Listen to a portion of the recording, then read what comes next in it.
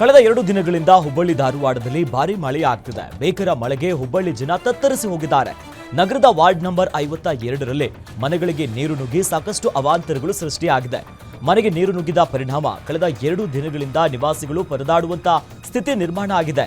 ಮನೆಯಲ್ಲಿದ್ದ ದವಸ ಧಾನ್ಯಗಳು ನೀರು ಪಾಲಾಗಿದ್ದು ಮಹಿಳೆಯರು ಕಣ್ಣೀರು ಹಾಕ್ತಿದ್ದಾರೆ. ಈ ವೇಳೆ ಮಹಿಳೆಯರು ರಸ್ತೆಯನ್ನ ಬಂದ್ ಮಾಡಿ ಕಾರ್ಪೊರೇಟರ್ ಫೋಟೋವನ್ನ ಹಿಡಿದು ಆಕ್ರೋಶವನ್ನ ವ್ಯಕ್ತಪಡಿಸಿದ್ದಾರೆ.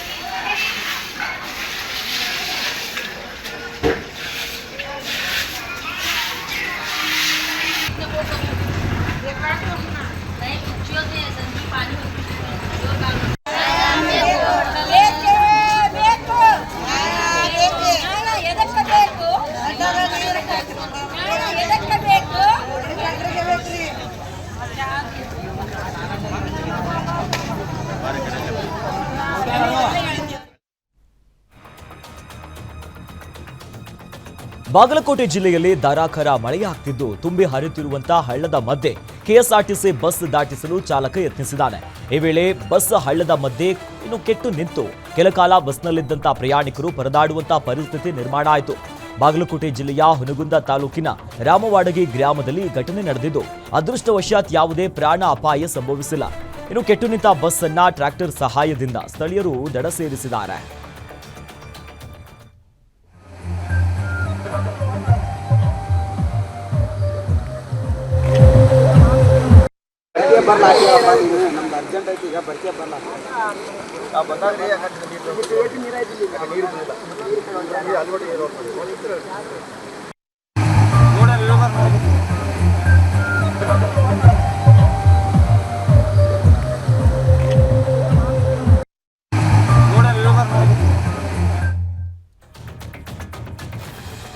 ಮಲೆನಾಡಲ್ಲಿ ಮಳೆ ನಿಂತರೂ ಮಳೆಯ ಅವಾಂತರಗಳು ಮಾತ್ರ ನಿಲ್ತಿಲ್ಲ. ಚಿಕ್ಕಮಗಳೂರು ಜಿಲ್ಲೆಯ ಮುಳ್ಳಯ್ಯನಗಿರಿ ತಪ್ಪಲಿನಲ್ಲಿ ಗುಡ್ಡವೊಂದು ರಸ್ತೆಗೆ ಜರುಗಿದೆ. ದತ್ತಪೀಠ ಮಾರ್ಗದ ಕವಿಕಲ್ ಗಂಡಿಯಲ್ಲಿ ಈ ಘಟನೆ ನಡೆದಿದೆ. ಗುಡ್ಡದ ಜೊತೆಗೆ ಕಲ್ಲು ಕೂಡ ರಸ್ತೆಗೆ ಜರುಗಿದೆ. ಸಣ್ಣ ಪ್ರಮಾಣದಲ್ಲಿ ಈ ಘಟನೆ ನಡೆದಿದ್ದು ಸದ್ಯ ಪ್ರವಾಸಿಗರು ಪ್ರಯಾಣಕ್ಕೆ ಯಾವುದೇ ರೀತಿ ತೊಂದರೆ ಇಲ್ಲ. ಸದ್ಯ ಈ ಬಗ್ಗೆ ತಿಳಿದು ಬರ್ತಾ ಇದೆ. ಗಾಳಿ ಮಳೆ ಹೆಚ್ಚಾದ್ರೆ ಮತ್ತಷ್ಟು ಗುಡ್ಡ ಕುಸಿಯುವಂತ ಸಾಧ್ಯತೆ ಇದ್ದು ಎಚ್ಚರಿಕೆ ಅಗತ್ಯವಾಗಿದೆ.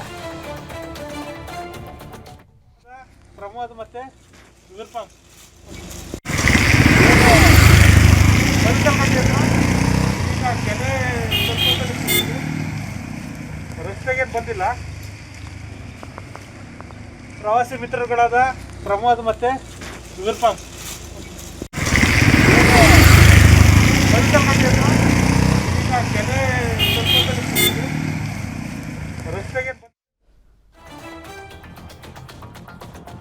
ಉತ್ತರ ಕನ್ನಡ ಜಿಲ್ಲೆಯಲ್ಲಿ ಧಾರಾಕಾರ ಮಳೆ ಸುರಿತಾ ಇದ್ದು ಮಳೆಯ ಅಬ್ಬರಕ್ಕೆ ದೇವಿಮನೆ ಘಟ್ಟದಲ್ಲಿ ಗುಡ್ಡ ಕುಸಿದಿದೆ. ಶಿರಸಿ ತಾಲೂಕಿನ ದೇವಿಮನೆ ಘಟ್ಟದ ರಾಷ್ಟ್ರೀಯ ಹೆದ್ದಾರಿಯೇ ಸದ್ಯ ಈಗ ಮಣ್ಣು ಪಾಲಾಗಿದೆ. ಕಲ್ಲುಗಳು ರಸ್ತೆಯ ಮೇಲೆ ಬಿದ್ದು ವಾಹನ ಸಂಚಾರಕ್ಕೆ ಅಡ್ಡಿಯುಂಟಾಗಿದೆ. ದೇವಿಮನೆ ಘಟ್ಟದಲ್ಲಿ ನಿನ್ನೆ ಕೂಡ ಗುಡ್ಡ ಕುಸಿತ ಸಂಭವಿಸಿತ್ತು. ಸಂಜೆ ವೇಳೆಗೆ ಮಣ್ಣು ತೆರವು ಮಾಡಲಾಗಿತ್ತು. ಇಂದು ಮುಂಜಾನೆ ಮತ್ತೆ ವರುಣನ ಆರ್ಭಟಕ್ಕೆ ಹೆದ್ದಾರಿ ಮೇಲೆ ಗುಡ್ಡ ಕುಸಿದಿದ್ದು ವಾಹನ ಸಂಚಾರಕ್ಕೆ ಆತಂಕದ ಸ್ಥಿತಿ ಈಗ ನಿರ್ಮಾಣ ಆಗಿದೆ. ಹುಬ್ಬಳ್ಳಿಯಲ್ಲಿ ಸುರಿದ ಭಾರೀ ಮಳೆಗೆ ಚರಂಡಿಯಲ್ಲಿ ವ್ಯಕ್ತಿಯೊಬ್ಬ ಕೊಚ್ಚಿಕೊಂಡು ಹೋಗಿ ಮೃತಪಟ್ಟಿದ್ರು. ಇಂದು ಮೃತ ನಿವಾಸಕ್ಕೆ ಸಚಿವ ಸಂತೋಷ್ ಲಾಡ್ ಭೇಟಿ ನೀಡಿ ಕುಟುಂಬಸ್ಥರಿಗೆ ಸಾಂತ್ವನವನ್ನ ಹೇಳಿದ್ದಾರೆ. ಹಳೆ ಹುಬ್ಬಳ್ಳಿಯ ಬೀರಬಂದ ಓಣಿ ನಿವಾಸಿ ಹುಸೇನ್ ಸಾವಿ ದುರ್ಘಟನೆಯಲ್ಲಿ ಮೃತಪಟ್ಟಿರೋರು. ಇಂದು ಮೃತರ ಕುಟುಂಬಕ್ಕೆ ಪರಿಹಾರ ಚೆಕ್ ಅನ್ನ ವಿತರಿಸಿ ಸಚಿವ ಸಂತೋಷ್ ಲಾಡ್ ಧೈರ್ಯ ತುಂಬಿದ್ದಾರೆ. ಧಾರವಾಡ ಜಿಲ್ಲೆ ನವಲಗುಂದ ಕ್ಷೇತ್ರದಲ್ಲಿ ಈಗ ಮಳೆಯಿಂದ ಹಾನಿ ಹಿನ್ನೆಲೆಯಲ್ಲಿ ಹಾನಿಗೊಳಗಾದ ಪ್ರದೇಶಗಳಿಗೆ ಸಚಿವ ಸಂತೋಷ್ ಲಾಡ್ ಭೇಟಿ ನೀಡಿ ಪರಿಶೀಲನೆ ನಡೆಸಿದ್ದಾರೆ. ಬಳಿಕ ಮಾತನಾಡಿದ ಸಚಿವರು, ನವಲಗುಂದ ಭಾಗದಲ್ಲಿ 7ರಿಂದ 8 ಜಾಗದಲ್ಲಿ ಭೇಟಿ ನೀಡಿದ್ದೇವೆ. ಈಗಾಗಲೇ ಸರ್ಕಾರ 1600 ಕೋಟಿಯ ಶಾಶ್ವತ ಪ್ರವಾಹ ನಿಯಂತ್ರಣಕ್ಕೆ ಯೋಜನೆ ರೂಪಿಸಿದೆ. ಇನ್ನು ಡಿಪಿಆರ್ ಹಂತದಲ್ಲೇ ಯೋಜನೆ ಇದ್ದು ಶೀಘ್ರದಲ್ಲೇ ಕಾರ್ಯರೂಪಕ್ಕೆ ತರಲಾಗುವುದು ಅಂತ ಹೇಳಿದ್ದಾರೆ. 140 ಕಿಲೋಮೀಟರ್ ಉದ್ದ 30 ಮೀಟರ್ ಅಗಲದ ಬೆಣ್ಣೆಹಳ್ಳ ಯೋಜನೆ ಇದೆ. 160 ಕೋಟಿ ತುಪ್ಪರಿ ಹೊಳ್ಳಕ್ಕೂ ಕೂಡ ಯೋಜನೆ ಆಗಿದೆ ಅಂತ ಮಾಹಿತಿಯನ್ನ ನೀಡಿದ್ರು.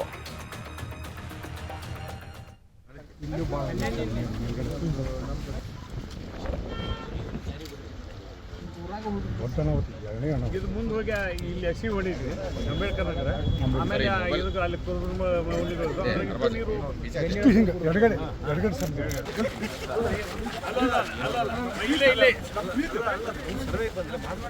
ಈ ತರ ಬೇರೆ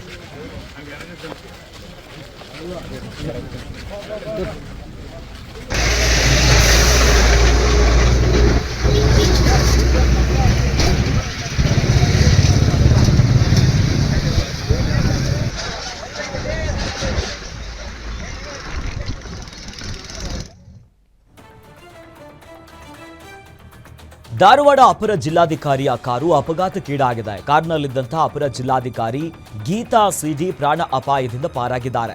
ಧಾರವಾಡ ಜಿಲ್ಲೆಯ ನವಲಗುಂದ ತಾಲೂಕಿನ ಹೆಬಸೂರು ಗ್ರಾಮದಲ್ಲಿ ಘಟನೆಯಾಗಿದೆ. ಮುಂದೆ ಹೋಗ್ತಿದ್ದಂತ ಗ್ಯಾಸ್ ಟ್ಯಾಂಕರ್ಗೆ ಕಾರು ಡಿಕ್ಕಿ ಹೊಡೆದಿದೆ. ಸಚಿವ ಸಂತೋಷ್ ಲಾಡ್ ಜೊತೆ ಮಳೆಹಾನಿ ಪ್ರದೇಶಗಳಿಗೆ ಭೇಟಿ ನೀಡಿ ವಾಪಸ್ ಬರುವಾಗ ಈ ಘಟನೆ ನಡೆದಿದೆ. ಸ್ಥಳಕ್ಕೆ ನವಲಗುಂದ ಪೊಲೀಸರು ಭೇಟಿ ನೀಡಿ ಪರಿಶೀಲನೆಯನ್ನು ನಡೆಸಿದ್ದಾರೆ. ಹದಗೆಟ್ಟ ರಸ್ತೆಯಿಂದ ಗ್ರಾಮಕ್ಕೆ ಸಾರಿಗೆ ಬಸ್ ಬರ್ತಿಲ್ಲ ಅಂತ ಸಾರ್ವಜನಿಕರು ಗರಂ ಆಗಿದ್ದಾರೆ. ಬೀದರ್ ಜಿಲ್ಲೆಯ ಬಸವ ಕಲ್ಯಾಣ ತಾಲೂಕಿನ ರಾಮತೀರ್ಥ ಗ್ರಾಮದಲ್ಲಿ ಈ ಘಟನೆ ನಡೆದಿದೆ. ಕಳೆದ 1 ವಾರದಿಂದ ಸುರಿಯುತ್ತಿರುವ ಜಿಟಿಜಿಟಿ ಮಳೆಯಿಂದ ರಾಮತೀರ್ಥ ರಸ್ತೆ ಹದಗೆಟ್ಟಿದೆ. ರಸ್ತೆ ಹಾಳಾದ ಹಿನ್ನೆಲೆಯಲ್ಲಿ ಊರಿಗೆ ಬಸ್ ಬರ್ತಿಲ್ಲ ಅಂತ ಸದ್ಯ ಅಧಿಕಾರಿಗಳ ವಿರುದ್ಧ ಜನರು ಆಕ್ರೋಶವನ್ನ ಹೊರಗಾಕಿದ್ದಾರೆ. ಮಳೆ ಬರುವ ಮುಂಚೆನೆ ರಸ್ತೆ ನಿರ್ಮಿಸಿ ಅಂತ ಗ್ರಾಮ ಪಂಚಾಯತ್ ಅಧಿಕಾರಿಗಳಿಗೆ ಮನವಿ ಮಾಡಿದರೂ ಕೂಡ ನಿರ್ಲಕ್ಷ್ಯ ವಹಿಸಿದ್ದಾರೆ. ಕಚ್ಚಾ ರಸ್ತೆ ಇದ್ದ ಕಾರಣ ರಸ್ತೆ ಸಂಪೂರ್ಣ ಕೆಸರುಮಯ ಆಗಿದೆ. ರಸ್ತೆಯನ್ನ ನಿರ್ಮಿಸಿ ಬಸ್ ವ್ಯವಸ್ಥೆಯನ್ನ ಕಲ್ಪಿಸುವುದಕ್ಕೆ ಈಗ ಸಾರ್ವಜನಿಕರು ಆಗ್ರಹಿಸಿದ್ದಾರೆ.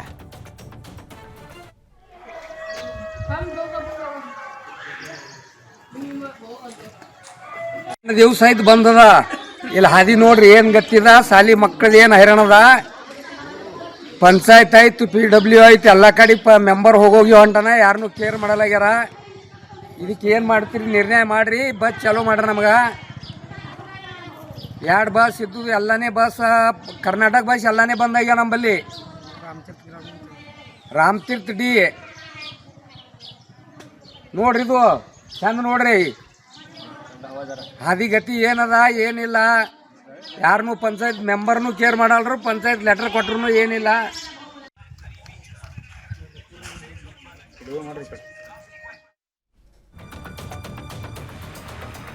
ಮಧೂರಿನ ಕಾಂಗ್ರೆಸ್ ಶಾಸಕ ಕದಲೂರು ಉದಯ್ ಗೌಡ ರೈತರ ವಿರುದ್ಧ ನಾಲಿಗೆನ ಹರಿಬಿಟ್ಟಿದ್ದಾರೆ.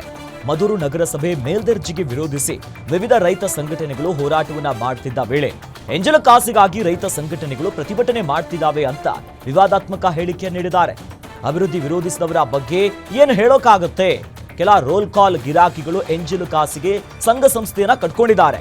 ಶಾಸಕ ಕದಲೂರು ಉದಯ್ ಗೌಡ ಈ ಹೇಳಿಕೆಯನ್ನ ಖಂಡಿಸಿ ಹೋರಾಟಗಾರರು ಮತ್ತು ರೈತ ಸಂಘಟನೆಗಳು ಈಗ ಮದ್ದೂರಿನಲ್ಲಿ ಪ್ರತಿಭಟನೆ ನಡೆಸಿ ಆಕ್ರೋಶವನ್ನ ವ್ಯಕ್ತಪಡಿಸಿದ್ದಾರೆ. ಅವಿವೇಕಿತನದ ಹೇಳಿಕೆಯನ್ನ ಈ ಸಭೆ ಖಂಡಿಸ್ತೀವಿ. 2 ಮಾತು ತಪ್ಪಾಡಿದ್ದಾರೆ ಅವರು. ಗೆಜ್ಜಲಿಗೆರೆ ಸೋಮನಹಳ್ಳಿ ಪಂಚಾಯಿತಿಯ ನಮ್ಮ ಗ್ರಾಮವನ್ನ ನಗರಕ್ಕೆ ಸೇರಿಸುವ ವಿಷಯದಲ್ಲಿ ನಾವು ಈಗಾಗಲೇ 2-3 ಬಾರಿ ಸಭೆ ಸೇರಿ ಸರ್ವಾನುಮತದಿಂದ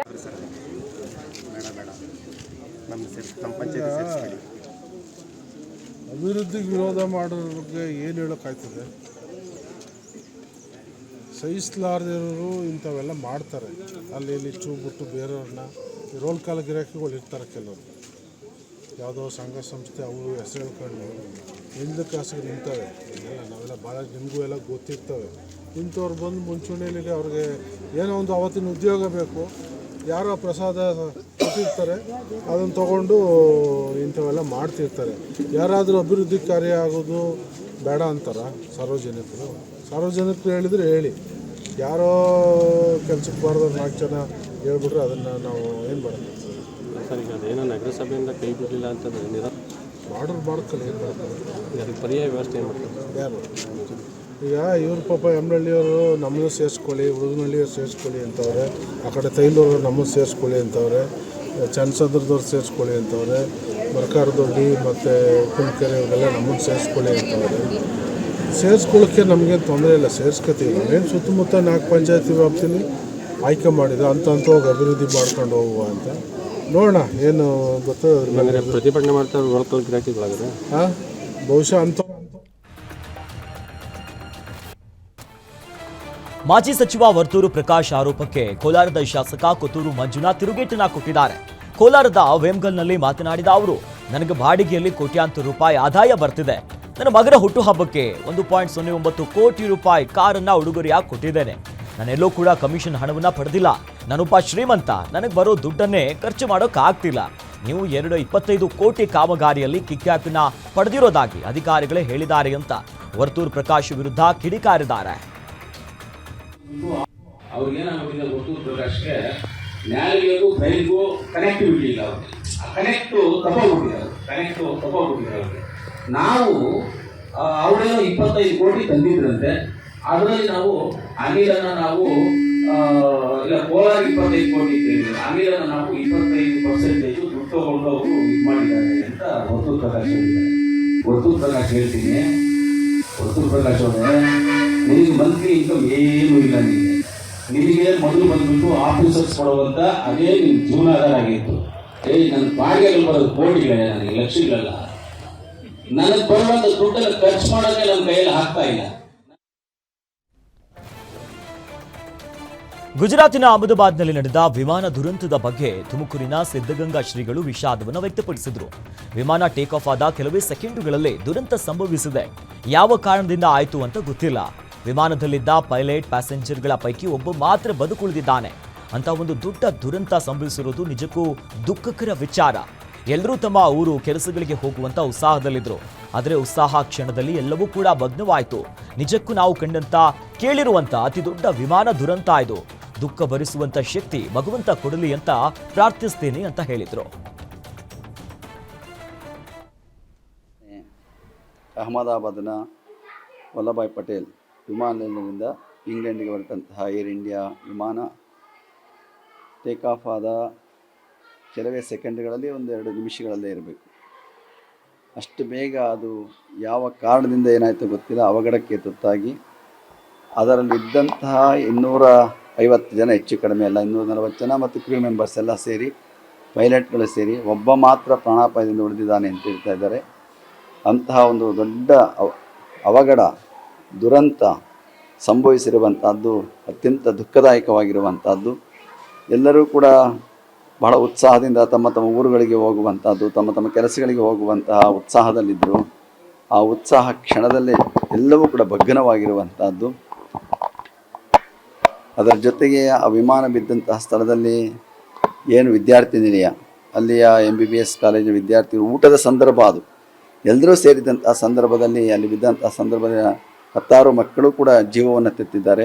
50-60 ಮಕ್ಕಳಿಗೆ ಇವತ್ತು ಗಾಯಗಳಾಗಿ ಅವರು ಕೂಡ ಆಸ್ಪತ್ರೆಗೆ ಸೇರಿರುವಂತಹದ್ದು.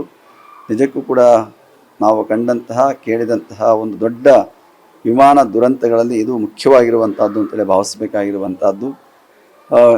ಇದು ಅತ್ಯಂತ ದುಃಖ ಪಡುವಂತಹ ಸಂಗತಿ. ಇದಕ್ಕೆ ನಾವೆಲ್ಲ ಕೂಡ ಮರಗಬೇಕಾಗಿರುವಂಥದ್ದು. ಅದರ ಜೊತೆಗೆ ಇವತ್ತು ಮಕ್ಕಳು ಕೂಡ ಯಾವ ಭವಿಷ್ಯವನ್ನು ರೂಪಿಸಿಕೊಳ್ಬೇಕಾಗಿದ್ದಂತಹ, ಭಾಳ ಆಸಕ್ತಿಯಿಂದ ವೈದ್ಯರಾಗಿ ಸೇವೆ ಮಾಡಬೇಕು ಅಂತ ಇದ್ದಂತಹ ಮಕ್ಕಳು ಮತ್ತು ಅವರ ಕುಟುಂಬದವರಿಗೆ ಆಗ್ತಾ ಇರುವಂಥ ದುಃಖ ಮತ್ತು ವಿಮಾನ ಕರ್ತವ್ಯ ಲೋಪ ಹಾಗೂ ಸರ್ಕಾರಿ ಬೊಕ್ಕಸಕ್ಕೆ ನಷ್ಟ ಉಂಟು ಮಾಡಿದ ಆರೋಪದ ಮೇಲೆ ರಾಯಚೂರು ಜಿಲ್ಲೆಯ 2 ಪಿಡಿಒಗಳನ್ನು ಅಮಾನತು ಮಾಡಲಾಗಿದೆ. ದೇವದುರ್ಗ ತಾಲೂಕಿನ ಚಿಂಚೋಡಿ ಗ್ರಾಮ ಪಂಚಾಯತಿನ ಪಿಡಿಒ ಶಿವರಾಜ್ ಹಾಗೂ ಲಿಂಗಸಗೂರು ತಾಲೂಕಿನ ಕೋಟ ಗ್ರಾಮ ಪಂಚಾಯಿತಿಯ ಪಿಡಿಒ ಗಂಗಮ್ಮರನ್ನ ಸಸ್ಪೆಂಡ್ ಮಾಡಲಾಗಿದೆ. 15ನೇ ಹಣಕಾಸು ಆಯೋಜನೆಯಲ್ಲಿ ಹಣ ದುರುಪಯೋಗ ಆರೋಪ ಕೇಳಿಬಂದಿದ್ದು, ಸದ್ಯ ಕಾಮಗಾರಿಗಳ ಬಿಲ್, ಸಾಮಗ್ರಿಗಳ ಖರೀದಿ ಬಿಲ್ಗಳಲ್ಲಿ ವ್ಯತ್ಯಾಸ ಮಾಡಿ ಹಣ ದುರ್ಬಳಕೆ ಮಾಡಿದ್ದಾರೆ. ರಾಯಚೂರು ಜಿಲ್ಲಾ ಪಂಚಾಯತಿನ ಸಿಇಒ ಪಾಂಡ್ವೆ ರಾಹುಲ್ ತುಕಾರಾಮ್ರಿಂದ ಆದೇಶ ಹೊರಬಂದಿದೆ. ಚಿಕ್ಕಬಳ್ಳಾಪುರ ಜಿಲ್ಲೆಯ ಗುಡಿಬಂಡೆ ಪೊಲೀಸ್ ಠಾಣೆಯ ಎದುರು ಭಾರೀ ಲವ್ ಡ್ರಾಮಾ ನಡೆದಿದೆ. ಅಂತರ್ಜಾತಿ ವಿವಾಹಕ್ಕೆ ಪೋಷಕರು ಅಡ್ಡಿಪಡಿಸಿದ ಹಿನ್ನೆಲೆ ಈ ಹೈ ಡ್ರಾಮಾ ನಡೆದಿದೆ. ದಲಿತ ಯುವಕನ ಜೊತೆ ವಿವಾಹಕ್ಕೆ ಯುವತಿಯ ಪೋಷಕರು ಒಪ್ಪಿಗೆ ನೀಡಿಲ್ಲ. ದಲಿತ ಯುವಕ ಅಂಜನೇಯ ಜೊತೆ ಸವರ್ಣೀಯ ದಿವ್ಯಶ್ರೀ ಪ್ರೀತಿಗೆ ಬಿದ್ದಿದ್ಲು. ಹಲವು ದಿನಗಳ ಹಿಂದೆ ಮನೆ ಬಿಟ್ಟು ಓಡಿ ಹೋಗಿದ್ದಂತ ಜೋಡಿ ಕುಟುಂಬದವರನ್ನ ಧಿಕ್ಕರಿಸಿ ಪೊಲೀಸ್ ಠಾಣೆಯಲ್ಲಿ ಮದುವೆ ಆಗಿದ್ದಾರೆ. ಪೋಷಕರಿಂದ ರಕ್ಷಣೆಯನ್ನ ಕೋರಿ ಈ ಪ್ರೇಮಿಗಳು ಪೊಲೀಸರ ಮೊರೆ ಹೋಗಿದ್ದಾರೆ. ದಲಿತ ಸಂಘಟನೆಗಳ ಸಮ್ಮುಖದಲ್ಲಿ ಪ್ರೇಮ ವಿವಾಹ ನಡೆದಿದೆ.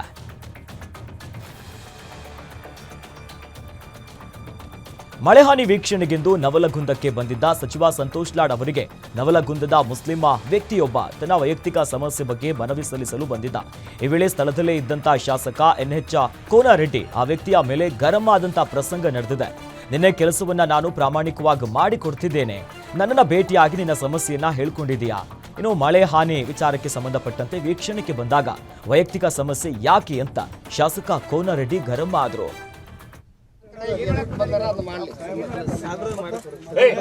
ಎಲ್ಲ ಮಾಡಿಸ್ತಾನೆ, ನನ್ಗೆ ಗೊತ್ತೈತೆ ಹೆಂಗ್ ಮಾಡ್ಬೇಕಂತ ಹೇಳಿ ಮಾಡ್ಸೋನ್ ಸುಮ್ನೆ ನಾ ಹೇಳೇನಿ ನಿಮ್ಗೆ ಇಷ್ಟಿಗ ಏನ್ ಹೇಳ್ತಿದ್ದಿ? ಇಷ್ಟೆಲ್ಲ ಮಾಡತ್ತೇನಿ, ನೀನು ಪ್ರಾಮಾಣಿಕವಾಗಿ ಮಾಡತ್ತೇನೆ ಇಲ್ಲಿ ಹೇಳ. ಏನ್ ಮಾಡ್ರಿ ಹೇಳಿ ಸರ್. ಸರ್ಕಾರಿ ಆಸ್ಪತ್ರೆಯಲ್ಲಿ ತಾಲೂಕು ಆರೋಗ್ಯ ಅಧಿಕಾರಿಯ ಲಂಚವತಾರ ಬಯಲಾಗಿದೆ. ಇನ್ನು ಗುಡಿಬಂಡೆ ಸಾರ್ವಜನಿಕ ಆಸ್ಪತ್ರೆಯಲ್ಲಿ ಆರೋಗ್ಯ ಅಧಿಕಾರಿ ಡಾಕ್ಟರ್ ನರಸಿಂಹಮೂರ್ತಿ ಹೆರಿಗೆ ಹಾಗೂ ಗರ್ಭಕೋಶ ಶಸ್ತ್ರಚಿಕಿತ್ಸೆಗೆ ಇಂತಿಷ್ಟು ಹಣ ಅಂತ ನಿಗದಿ ಮಾಡಿದ್ದು ಲಂಚ ಪಡೆಯುವಂತ ವಿಡಿಯೋ ಸ್ಥಳೀಯರ ಮೊಬೈಲ್ನಲ್ಲಿ ಸೆರೆಯಾಗಿದೆ. ಕಂತೆ ಲಂಚದ ಹಣ ಜೇಬಿಗಿಳಿಸುತ್ತಿರುವಂತ ವಿಡಿಯೋ ವೈರಲ್ ಆಗಿದೆ. ಬ್ರೋಕರ್ಗಳನ್ನ ಇಟ್ಕೊಂಡು ದಂಧೆ ನಡೆಸುತ್ತಿರುವ ಬಗ್ಗೆ ಮಾಹಿತಿ ಕೂಡ ಹೊರಬಂದಿದೆ. ಇದೀಗ ವೈದ್ಯಾಧಿಕಾರಿಯ ವಿರುದ್ಧ ಕೇಸ್ ದಾಖಲಾಗಿದೆ. ಮಾಜಿ ಕ್ರಿಕೆಟಿಗ ಮೊಹಮ್ಮದ್ ಅಜರುದ್ದೀನ್ಗಾಗಿ ಕಾದು ಪೊಲೀಸರು ಸುಸ್ತಾಗಿದ್ದಾರೆ. ಈ ಹಿನ್ನೆಲೆ ತಾವೇ ಕ್ರಿಕೆಟ್ ಆಡಿ ಎಂಜಾಯ್ ಮಾಡಿದ್ದಾರೆ. ಖಾಕಿ ಪಡೆ ಮಧ್ಯಾಹ್ನ 4 ಗಂಟೆಗೆ ಆಗಮಿಸಬೇಕಾಗಿದ್ದಂತ ಅಜರುದ್ದೀನ್ ವಿಳಂಬದ ಹಿನ್ನೆಲೆಯಲ್ಲಿ ಇನ್ಸ್ಪೆಕ್ಟರ್ ಉಮೇಶ್ ಕಾಂಬ್ಳೆ ಮತ್ತು ಸಿಬ್ಬಂದಿ ಜೊತೆ ಕ್ರಿಕೆಟ್ ಆಡಿ ಎಂಜಾಯ್ ಮಾಡಿದ್ದಾರೆ. ಇಲ್ಲೊಬ್ಬ ಭೂಪ ಒಂದಲ್ಲ ಎರಡಲ್ಲ ಬರೋಬ್ಬರಿ 3 ಮದುವೆ ಆಗಿದ್ದಾನೆ. ಮೊದಲನೇ ಹೆಂಡತಿ ಮಕ್ಕಳಿಗೆ ಆಸ್ತಿ ಕೊಟ್ಟು, ಎರಡನೇ ಹೆಂಡತಿಯ ಮಕ್ಕಳಿಗೆ ಕಿರುಕುಳ ಕೊಟ್ಟು, ಮೂರನೇ ಹೆಂಡತಿಗೆ ಮತ್ತೊಂದು ಮಗು ಕೊಟ್ಟಿದ್ದಾನೆ. ಬೇರೆಯದ್ದೇ ಆದಂತ ಜೊತೆಯಲ್ಲಿ ಈತ ಇದ್ದಾನೆ. ಎರಡನೇ ಹೆಂಡತಿಗೆ ನಿರಂತರ ಕಿರುಕುಳ ಕೊಟ್ಟಿದ್ದಾನೆ. ಹುಣಸೂರು ತಾಲೂಕಿನ ದಳಾಲು ಗ್ರಾಮದಲ್ಲಿ ಈ ಘಟನೆ ನಡೆದಿದೆ. ಎರಡನೇ ಹೆಂಡತಿಯ ಜೊತೆಯಲ್ಲಿ ಬಹಳಷ್ಟು ಕಿರಿಕ್ ಮಾಡಿಕೊಂಡಿದ್ದಾನೆ. ಸಾಲ ಮಾಡಿ ಈಗ ಕಟ್ಕೊಂಡಿದ್ದ. ಇನ್ನು ಗುಡಿಸಲನ್ನ ಕಿತ್ತು ಹಾಕಿ ದೈಹಿಕ ಹಲ್ಲೆ ನಡೆಸಿದ್ದಾನೆ. ಪತಿ ಮತ್ತು ಆಕೆಯ ತಾಯಿ ಸಿಂಗಮ್ಮ ಮೇಲೂ ಕೂಡ ಹಲ್ಲೆ ನಡೆಸಿದ್ದು, ಮೂರನೇ ಹೆಂಡತಿ ಮಮತಾ ಮೇಲೂ ಕೂಡ ಹಲ್ಲೆಯ ಆರೋಪ ಕೇಳಿಬಂದಿದೆ. ಆರೋಪ ಮಾಡಿರುವಂತ ಎರಡನೇ ಹೆಂಡತಿ ನೇತ್ರಾವತಿ ಇನ್ನು ಬಿಳಿಕೆರೆ ಪೊಲೀಸ್ ಠಾಣೆಯಲ್ಲಿ ಪತಿ ಮಹದೇವ ವಿರುದ್ಧ ದೂರನ್ನ ದಾಖಲಿಸಿದ್ದಾರೆ. ಹಾವೇರಿಯಲ್ಲಿ ಆಸ್ತಿಗಾಗಿ ಹೆತ್ತ ಮಗನಿಂದಲೇ ತಾಯಿಗೆ ವಿಶ್ವಾಸ ದ್ರೋಹ ಆಗಿದೆ. ತಾಯಿ ಬದುಕಿರುವಾಗಲೇ ಸುಳ್ಳು ದಾಖಲೆಯನ್ನ ಸೃಷ್ಟಿಸಿ ಡೆತ್ ಸರ್ಟಿಫಿಕೇಟ್ ಅನ್ನ ಮಾಡಿಸಿದ್ದ ಈ ಪಾಪಿ ಪುತ್ರನ ಕರ್ಮಕಾಂಡ ಈಗ ಬಯಲಾಗಿದೆ. ಶೌಕತ್ ಅಲಿ ಎಂಬ ಪಾಪಿ ಮಗ ತಾಯಿ ಬದುಕಿರುವಾಗಲೇ ಅವರ ಹೆಸರಿನಲ್ಲಿ ಈಗ ಡೆತ್ ಸರ್ಟಿಫಿಕೇಟ್ ಅನ್ನ ಮಾಡಿಸಿದ್ದು ಹಾವೇರಿ ಜಿಲ್ಲಾ ಶಿಕಾವಿ ಪೊಲೀಸ್ ಠಾಣೆಯಲ್ಲಿ ಕೇಸ್ ದಾಖಲಾಗಿದೆ. ಶೌಕತ್ ಅಲಿಯ ಆಮಿಷಕ್ಕೆ ಅನೇಕ ಆಮಿಷಕ್ಕೆ ಒಳಗಾಗಿ ಪುರಸಭೆಯ ಕಂಪ್ಯೂಟರ್ ಆಪರೇಟರ್ ಡೆತ್ ಸರ್ಟಿಫಿಕೇಟ್ ಅನ್ನ ನೀಡಿದ್ರು. ಸ್ಥಳೀಯರಿಂದ ಮಗನ ಈ ಹೀನ ಕೃತ್ಯ ತಿಳಿದು ತಾಯಿ ಶಾಕ್ ಆಗಿದ್ದಾರೆ. ತಂದೆಯೇ ಅನ್ಯ ವ್ಯಕ್ತಿಯೊಂದಿಗೆ ಮಲಗುವಂತೆ ಬಾಲಕಿಗೆ ಬಲಾತ್ಕಾರ ಮಾಡಿರುವಂತ ಹೇಯ ಘಟನೆ ಚಿಕ್ಕಬಳ್ಳಾಪುರದಲ್ಲಿ ನಡೆದಿದೆ. 14 ವರ್ಷದ ಬಾಲಕಿಗೆ ಲೈಂಗಿಕ ಬಲಾತ್ಕಾರ ಮಾಡಲಾಗಿದ್ದು, ಅನ್ಯ ವ್ಯಕ್ತಿಯೊಂದಿಗೆ ಲೈಂಗಿಕ ಕ್ರಿಯೆಗಾಗಿ ಪಾಪಿ ತಂದೆಯೇ ಮಗಳನ್ನು ಒತ್ತಾಯಿಸಿದ್ದಾನೆ. ಇನ್ನು ಅನ್ಯ ವ್ಯಕ್ತಿಯೊಂದಿಗೆ ಲೈಂಗಿಕ ಕ್ರಿಯೆಗೆ ಒಪ್ಪದ ಬಾಲಕಿಗೆ ಹಲ್ಲೆ ಮಾಡಲಾಗಿದೆ. ಇಷ್ಟೇ ಅಲ್ಲದೆ ಬಲಾತ್ಕಾರವಾಗಿ ಬಾಲಕಿಯನ್ನ ರೂಮ್ನಲ್ಲಿ ಕೂಡ ಹಾಕಿದ್ದು ಲೈಂಗಿಕ ಕ್ರಿಯೆಗೆ ಪ್ರಚೋದನೆ ಮಾಡಲಾಗಿದೆ. ಸದ್ಯ ಬಾಲಕಿಯನ್ನ ಈಗ ಪೊಲೀಸರು ರಕ್ಷಣೆ ಮಾಡಿದ್ದಾರೆ. ಸಂತ್ರಸ್ತ ಬಾಲಕಿಗೆ ಚಿಕ್ಕಬಳ್ಳಾಪುರ ಬಾಲ ಮಂದಿರದಲ್ಲಿ ಆರೈಕೆಯನ್ನ ಮಾಡಲಾಗ್ತಿದೆ. ಘಟನಾ ಸಂಬಂಧ ಕೆಂಚಾರಹಳ್ಳಿ ಪೊಲೀಸ್ ಠಾಣೆಗೆ ಸದ್ಯ ಈಗ ಕೇಸ್ ಕೂಡ ದಾಖಲಾಗಿದೆ. ಜಮೀನಲ್ಲಿ ವಿದ್ಯುತ್ ಹೈಟೆನ್ಷನ್ ಲೈನ್ ಹೋಗಿದ್ದಕ್ಕೆ ರೈತ ದಂಪತಿ ವಿರೋಧ ವ್ಯಕ್ತಪಡಿಸಿದ್ದಾರೆ. ರೈತನ ವಿರೋಧದ ನಡುವೆಯೂ ಕೂಡ ಕಾಮಗಾರಿ ಆರಂಭಿಸಿದಂತಹ ಸಿಬ್ಬಂದಿ ವರ್ತನೆಗೆ ಬೇಸತ್ತು ರೈತ ದಂಪತಿಗಳು ಈಗ ವಿಷ ಸೇವಿಸಿದ್ದಾರೆ. ವಿಜಯನಗರ ಜಿಲ್ಲೆಯ ಹರಪನಹಳ್ಳಿ ತಾಲೂಕಿನ ಮಾಚಿಹಳ್ಳಿ ತಾಂಡದಲ್ಲಿ ಈ ಘಟನೆ ನಡೆದಿದ್ದು, ಗಜೇಂದ್ರ ನಾಯ್ಕ್ ವಿಜಯಲಕ್ಷ್ಮಿ ಅವರ ಜೊತೆಯಲ್ಲಿ ಈಗ ವಿಷಯವನ್ನ ಸೇವಿಸಿದಂತ ರೈತ ದಂಪತಿಗಳು ಅಂತ ಗುರುತಿಸಲಾಗ್ತಿದೆ. ಇಬ್ಬರ ಸ್ಥಿತಿ ಗಂಭೀರ ಆಗಿದ್ದು ದಾವಣಗೆರೆಯ ಜಿಲ್ಲಾ ಆಸ್ಪತ್ರೆಗೆ ದಾಖಲಿಸಲಾಗಿದೆ. ರೈತ ಗಜೇಂದ್ರ ನಾಯ್ಕ ಅವರ ಜಮೀನಿನ ಮೂಲಕ 220 ಕೆವಿ ವಿದ್ಯುತ್ ಲೈನ್ ಹಾದು ಹೋಗಿದೆ. ನನಗೆ ಇರುವುದು ಒಂದೇ 1 ಎಕರೆ ಜಮೀನು, ನನ್ನ ಜಮೀನಿನಲ್ಲಿ ವಿದ್ಯುತ್ ಲೈನ್ ಹಾಕದಂತೆ ರೈತ ಬೇಡ್ಕೊಂಡಿದ್ರು. ಆದರೆ ರೈತನ ವಿರುದ್ಧ ಪೊಲೀಸ್ ಭದ್ರತೆಯಲ್ಲಿ ವಿದ್ಯುತ್ ಲೈನ್ ಕಾಮಗಾರಿ ಆರಂಭಿಸಿದ್ದು, ವಿದ್ಯುತ್ ಇಲಾಖೆಯ ವರ್ತನೆಗೆ ಬೇಸತ್ತು ವಿಷವನ್ನ ಸೇವಿಸಿ ರೈತ ದಂಪತಿಗಳು ಆಸ್ಪತ್ರೆ ಪಾಲಾಗಿದ್ದಾರೆ. ಘಟನೆ ಸಂಬಂಧ ಹರಪನಹಳ್ಳಿ ಪೊಲೀಸ್ ಠಾಣೆಯಲ್ಲಿ ಕೇಸ್ ದಾಖಲಾಗಿದೆ. ಮಂಗಳೂರು ನಗರದ ಕ್ಲಾಕ್ ಟವರ್ ಬಳಿ ಅಗ್ನಿ ಅವಘಡ ಸಂಭವಿಸಿದ್ದು, ಬಟ್ಟೆ ಅಂಗಡಿ, ಗುಜರಿ ಅಂಗಡಿ ಸಂಪೂರ್ಣವಾಗಿ ಅಗ್ನಿಗೆ ಆಹುತಿಯಾಗಿದೆ. ವಿದ್ಯುತ್ ಶಾರ್ಟ್ ಸರ್ಕ್ಯೂಟ್ನಿಂದ ಬೆಂಕಿ ತಗುಲಿರುವಂತಹ ಶಂಕೆ ವ್ಯಕ್ತವಾಗಿದೆ. ಪಾಂಡೇಶ್ವರ ಮತ್ತು ಕದ್ರಿ ಅಗ್ನಿಶಾಮಕ ದಳ ಬೆಂಕಿ ನಿಂದಿಸುವಲ್ಲಿ ಯಶಸ್ವಿಯಾಗಿದೆ. ರೈಲ್ವೆ ಹಳಿಯ ಮೇಲೆ ಮಲಗಿ ಆತ್ಮಹತ್ಯೆಗೆ ಯತ್ನಿಸಿದ್ದ ವ್ಯಕ್ತಿಯನ್ನ ರಕ್ಷಣೆ ಮಾಡಿರುವಂತಹ ಘಟನೆ ಬೆಳಗಾವಿ ನಗರದ ಫಸ್ಟ್ ರೈಲ್ವೆ ಗೇಟ್ ಬಳಿ ನಡೆದಿದೆ. ರೈಲ್ವೆ ಹಳಿಯ ಮೇಲೆ ಮಲಗಿ ವ್ಯಕ್ತಿಯೊಬ್ಬ ಆತ್ಮಹತ್ಯೆಗೆ ಯತ್ನಿಸಿದ್ದಾನೆ. ಇದನ್ನ ಕಂಡಂತ ಸ್ಥಳೀಯರು ತಕ್ಷಣವೇ ಪೊಲೀಸರಿಗೆ ಕರೆ ಮಾಡಿ ಮಾಹಿತಿಯನ್ನ ಕೊಟ್ಟಿದ್ದಾರೆ. ಘಟನಾ ಸ್ಥಳಕ್ಕೆ ಭೇಟಿ ನೀಡಿದಂತಹ ಪೊಲೀಸರು ವ್ಯಕ್ತಿಯನ್ನ ರಕ್ಷಣೆ ಮಾಡಿದ್ದಾರೆ. ವ್ಯಕ್ತಿ ಮಾನಸಿಕ ಅಸ್ವಸ್ಥ ಅನ್ನೋದು ತಿಳಿದು ಬಂದಿದ್ದು ಆಸ್ಪತ್ರೆಗೆ ಪೊಲೀಸರಿಗೆ ಆತನನ್ನ ದಾಖಲಿಸಿದ್ದಾರೆ. ಘಟನೆ ಸಂಬಂಧ ಈಗ ಪ್ರಕರಣ ದಾಖಲಾಗಿದೆ. नाटक केलं तर बघ तोडून टाकतो बघ चालेल बे आम्हाला हात लावला तर बघ बोलावता बघ त्याला हात लावला तर मला काय मारतो तुमची टिळकवाडीची काय मारतो बघ हात लावायचं नाही मला बघ माझ्या यायचं नाही तू खोळ झालाय बे ए विषय लावतो बघ तुझे हात लावला तर बघ नाटक केलं तर बघ ए ए थांब नाही तर बसताय बाय हात लावायचं नाही हिंमत नाही तुझे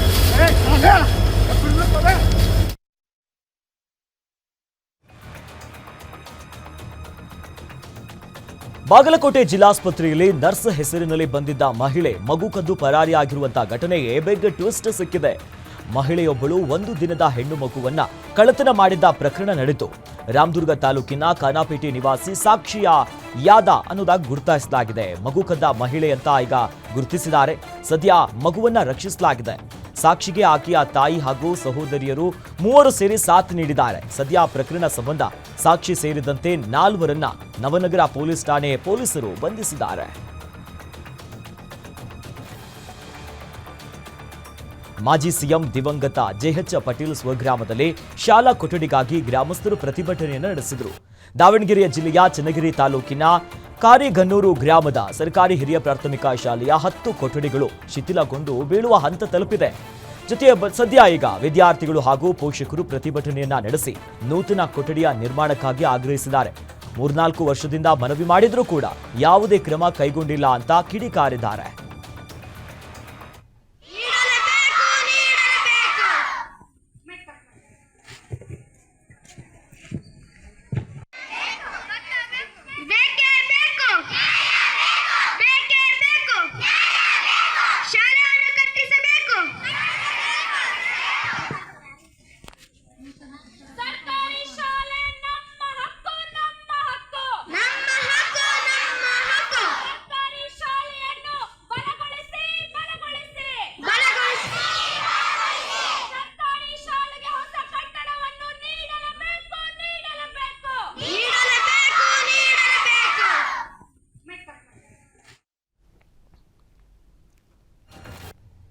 ದ್ವಿಚಕ್ರ ವಾಹನ ಕಳ್ಳತನ ಮಾಡುತ್ತಿದ್ದ ಆರೋಪಿಯನ್ನ ಕೋಲಾರದ ಮುಳುಬಾಗಿಲು ಗ್ರಾಮಾಂತರ ಪೊಲೀಸರು ಬಂಧಿಸಿದ್ದಾರೆ. 38 ವರ್ಷದ ಸುಬ್ರಹ್ಮಣ್ಯನ್ ಈ ಬಂಧಿತ ಆರೋಪಿಯಾಗಿದ್ದು 5 ಲಕ್ಷ ಮೌಲ್ಯದ 7 ದ್ವಿಚಕ್ರ ವಾಹನಗಳನ್ನ ಪೊಲೀಸರು ಈಗ ವಶಕ್ಕೆ ಪಡೆದಿದ್ದಾರೆ. ಮುಳುಬಾಗಿಲು ಗ್ರಾಮಾಂತರ ಠಾಣೆಯ police sub inspector Arun Gowda ನೇತೃತ್ವದಲ್ಲಿ ಕಾರ್ಯಾಚರಣೆಯನ್ನ ನಡೆಸಲಾಗಿದೆ.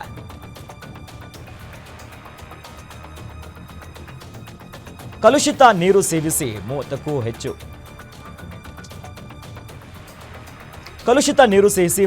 ಹೆಚ್ಚು ಜನ ಅಸ್ವಸ್ಥಗೊಂಡ ಘಟನೆ ರಾಯಚೂರು ಜಿಲ್ಲೆಯ ಸಿಂಧನೂರು ತಾಲೂಕಿನ ಅಲ್ಲಿ ಪ್ರಮುಖವಾಗಿ ನಡೆದಿದೆ. ವಾಂತಿ ಭೇದಿಯಿಂದ 25ಕ್ಕೂ ಹೆಚ್ಚು ಜನ ಆಸ್ಪತ್ರೆಗೆ ದಾಖಲಾಗಿದ್ದಾರೆ. 1 ವರ್ಷದಿಂದ ನೀರಿನ ಟ್ಯಾಂಕ್ ಸ್ವಚ್ಛ ಮಾಡದೆ ನೀರು ಪೂರೈಕೆ ಮಾಡ್ತಿರುವುದರಿಂದ ಈ ಘಟನೆ ಸಂಭವಿಸಿದೆ ಅಂತ ಗ್ರಾಮಸ್ಥರು ಆರೋಪ ಮಾಡಿದ್ದಾರೆ. ಗ್ರಾಮ ಪಂಚಾಯತ್ ನಿರ್ಲಕ್ಷ್ಯದ ಬಗ್ಗೆ ಜನರು ಈಗ ಆಕ್ರೋಶವನ್ನ ವ್ಯಕ್ತಪಡಿಸಿದ್ದಾರೆ.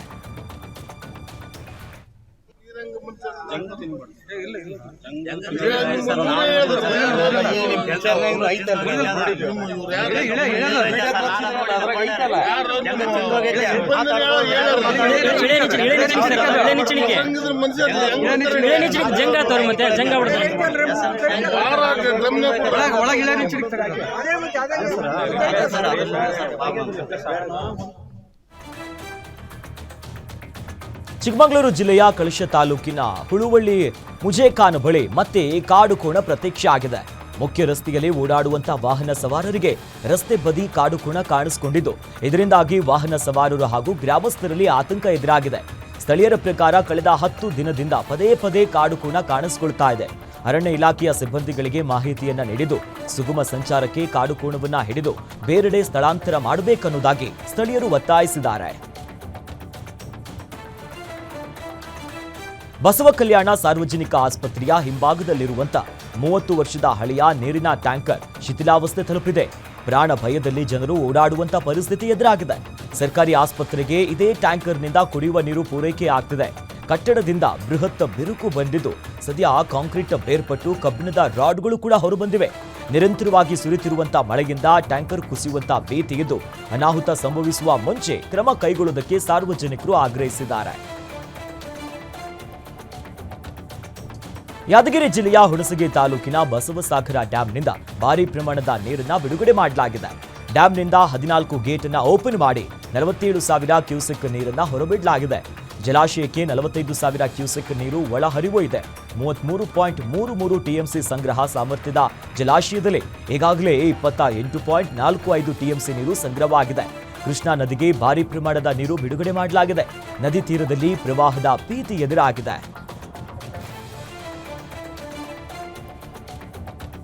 ವಿಜಯನಗರದಲ್ಲಿ ನಿರಂತರ ಮಳೆಯಾದ ಬಳಿಕ ರಾಷ್ಟ್ರೀಯ ಹೆದ್ದಾರಿ 50ರ ಬಳಿ ಈಗ ಕಲರ್ ಕಾಮನಬಿಲ್ಲು ಮೂಡಿತ್ತು.